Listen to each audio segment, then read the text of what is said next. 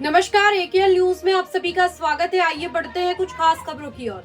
IPL 2024 समाप्त होने के कुछ दिनों बाद छत्तीसगढ़ में छत्तीसगढ़ प्रीमियर लीग का आगाज होना है। इस सिलसिले में छत्तीसगढ़ क्रिकेट प्रीमियर लीग के ब्रांड एम्बेसडर और पूर्व भारतीय क्रिकेटर सुरेश रैना आज छत्तीसगढ़ प्रवास पर पहुंचे।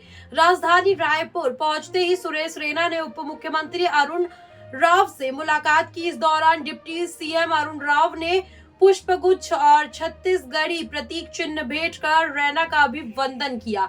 वहीं स्टेट क्रिकेट संघ के पदाधिकारी भी मौजूद रहे। मीडिया से बातचीत करते हुए सुरेश रैना ने कहा कि सीपीएल के मैच होने वाले हैं, उसकी तैयारी के लिए आए हुए हैं।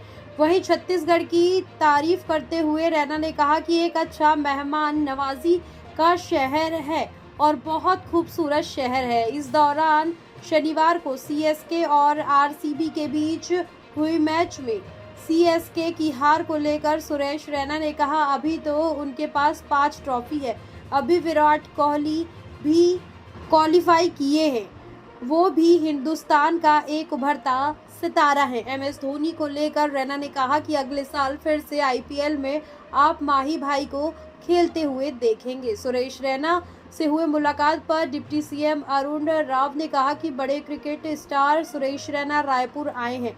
वे निवास में सौजन्य भेंट करने आए थे।